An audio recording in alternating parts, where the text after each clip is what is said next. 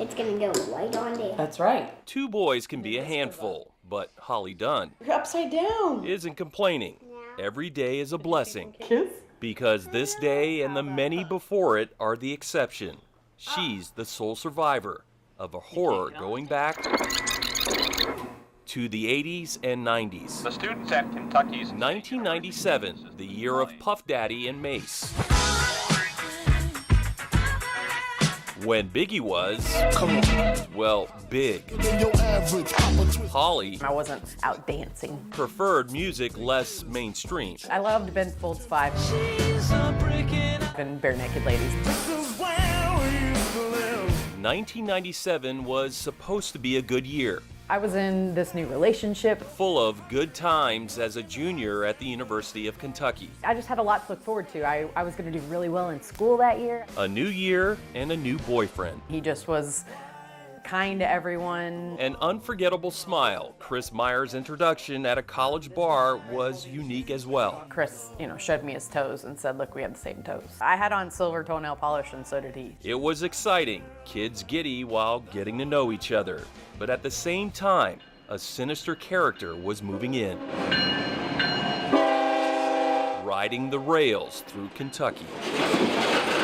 An illegal immigrant from Mexico, Angel Maturino Reséndez, took illegal to the worst level. Before arriving, Reséndez had already murdered at least 5 people in Texas and Florida, dubbed the Railroad Killer. Reséndez's victims, both men and women, were found along or near train tracks.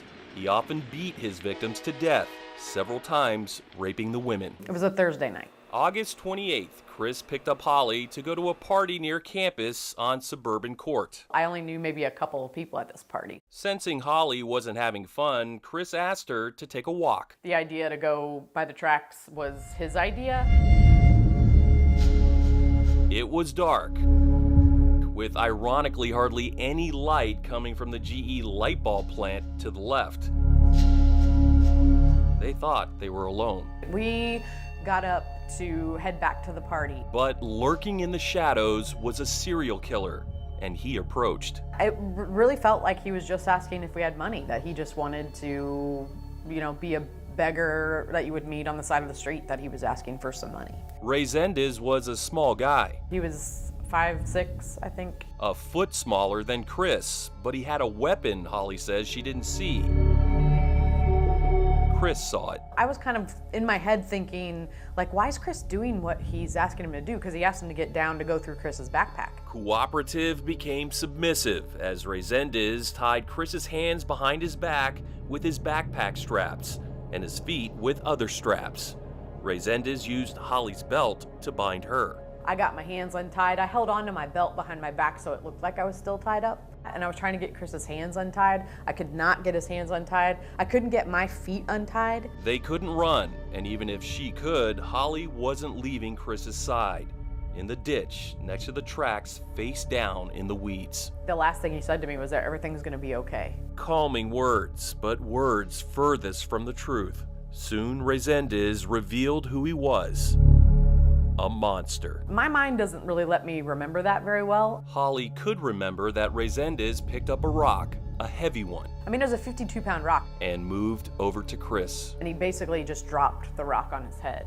Laying there, she had to witness the horror of her boyfriend dying right next to her. He went over to him and came back to me and said, he's gone, don't worry about him anymore. Holly was ready to fight, kicking and screaming as Reséndez got on top of her. He stabbed me in my neck and he said, look how easily I could kill you. And I just stopped. Reséndez violated her as a train went by. When he was finished, he proceeded to finish her off. If I was hit with some kind of board, they never found what he hit me with. Knocked out and presumed dead, Reséndez left Holly at the tracks. She eventually came to and struggled over to the only house she could see with a light on. I'm sure it scared him because, he was just sitting there doing his homework with the television on, and you have a bloody person walk into your house.